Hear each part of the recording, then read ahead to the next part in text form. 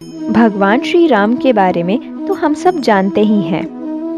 उनके भाई, माता पिता, पत्नी एवं पुत्र के बारे में भी हम सबको ज्ञात है। किंतु भगवान राम की एक बहन भी थी जिनके बारे में बहुत कम लोगों को ही पता है।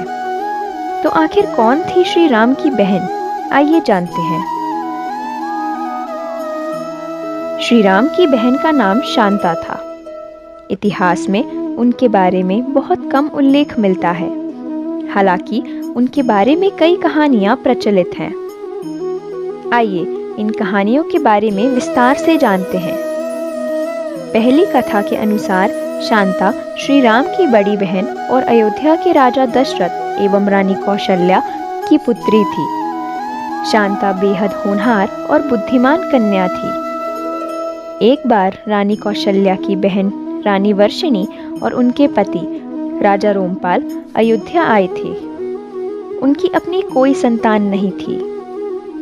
अयोध्या में शांता को देखकर रानी वर्षिणी के मुख से निकल गया कि अगर उनके यहाँ कोई संतान होती तो शांता की तरह ही होती।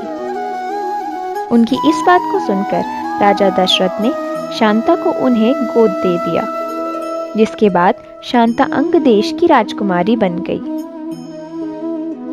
एक बार एक ब्राह्मण अंग देश पहुंचे और उन्होंने रोमपद से भिक्षा मांगी। राजा रोमपद राजकुमारी शांता के साथ बातचीत में इतने व्यस्त थे कि उन्होंने उस ब्राह्मण पर ध्यान नहीं दिया। उस ब्राह्मण को राजा रोमपद के यहाँ से खाली हाथ जाना पड़ा। यह देख देवराज इंद्र बहुत क्रोधित हो गए और उन्होंने उस वर्ष अंग देश में बारिश नहीं होने दी, जिस कारण से देश में सूखा पड़ गया।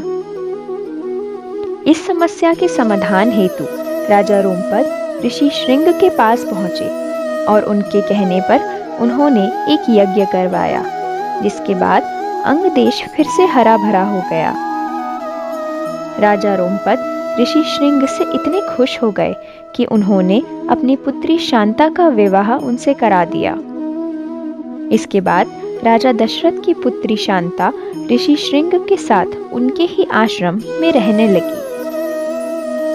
इतिहास में यह भी उल्लेख मिलता है कि राजा दशरथ ने अपनी पुत्री का त्याग किया था। उन्होंने यह त्याग क्यों किया, इसके बारे में अलग अलग कथाओं में अलग अलग विचार और उल्लेख मिलते हैं। जैसे एक लोक कथा के अनुसार जब शांता का जन्म हुआ तो उस समय लगभग 12 साल तक अयोध्या में सूखा पड़ा।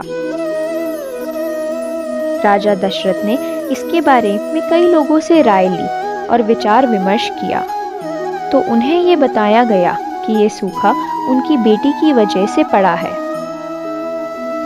यह जानने के बाद राजा दशरथ ने अपनी पुत्री को दान में दे दिया था। उन्हें डर था कि कहीं अयोध्या में फिर से ऐसा ना हो, इसलिए उन्होंने शांता को कभी भी वापस अयोध्या नहीं बुलाया। एक अन्य कथा के अनुसार राजा दशरथ और रानी कौशल्या के विवाह से पहले रावण को पता चल चुका था कि अयोध्या के राजा दशरथ और रानी कौशल्या की संतान ही उसके काल का कारण बनेगी। इसलिए रावण ने कौशल्या को पहले ही मारने की योजना बनाई। उसने कौशल्या को एक डिब्बे में बंद कर दिया और नदी में बहा दिया। किंतु होनी को कौन टाल सकता था। वहीं से राजा दशरथ शिकार के लिए जा रहे थे। उन्होंने कौशल्या को बचाया और उस समय नारद जी ने उन दोनों का गंधर्व विवाह करा दिया। उनके विवाह के बाद उनके यहाँ एक कन्या ने जन्म लिया जिसका नाम शांता हुआ, किंतु वह दिव्यांगना थी। राजा दशरथ ने उनका उपचार भी करवाया, किंतु कुछ लाभ नहीं हुआ। जब राजा दशरथ ने कई ऋषि मुनियों से सलाह की तो उन्हें पता चला कि कौशल्या और राजा दशरथ का गोत्र एक है, इसलिए उन्हें इन समस्याओं का सामना करना पड़ रहा है।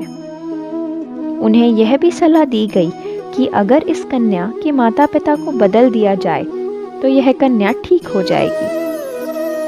यही कारण था कि राजा दशरथ ने शांता को राजा रोमपद और रानी वर्षिणी को गोद दे दिया था।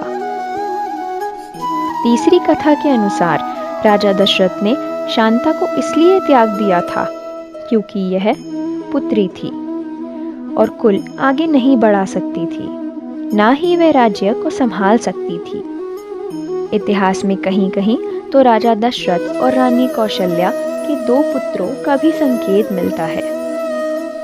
शांता को गोद दे दिए जाने के बाद राजा दशरथ की कोई भी संतान नहीं थी। संतान के लिए राजा दशरथ ने पुत्र कामेष्टि यज्ञ करवाया, जिसके बाद उन्हें पुत्रों की प्राप्ति हुई। पुत्र होने पर भी रानी कौशल्या अपने दिल से अपनी पुत्री का वियोग नहीं भुला पा रही थी, जिसकी वजह से रानी कौशल्या और राजा दशरथ में मतभेद रहते थे। जब भगवान राम बड़े हुए तो उन्हें अपनी बहन शांता के बारे में पता चला और उन्होंने अपनी बहन और माता कौशल्या को मिलवाया। यह भी माना जाता है कि राजा दशरथ ने जो पुत्र कामेष्टि यज्ञ करवाया था वह शांता के पति और राजा दशरथ के दामाद ऋषि श्रृंग ने ही करवाया था। जो भी ऋषि पुत्र कामेष्टि यज्ञ करवाता है उसे अपने जीवन भर की तपस्या की आहुति इस यज्ञ में देनी होती है। इसलिए कोई भी ऋषि ये यज्ञ करवाने के लिए तैयार नहीं हुआ था। यहाँ तक कि ऋषि श्रृंग भी इसके लिए नहीं माने थे, किंतु जब शांता ने ऋषि श्रृंग को मनाया तो उन्होंने इस यज्ञ को करवाया और अपने जीवन भर की तपस्या को यज्ञ की आहुति में दे दिया। इस यज्ञ के बाद ऋषि श्रृंग तपस्या के लिए हिमालय चले गए। भगवान राम की बहन शांता का पूरा जीवन त्याग से भरा हुआ था। इन्होंने अपने परिवार के लिए बहुत से त्याग किए। जब भगवान राम अपने अन्य भाइयों के साथ शांता से मिले तो इन्होंने उन चारों को हमेशा एक साथ रहने का वचन दिया। भारत के हिमाचल प्रदेश के कुल्लू जिले में आज भी ऋषि श्रृंग का एक मंदिर है और उसी से कुछ दूरी पर देवी शांता का मंदिर भी स्थापित है।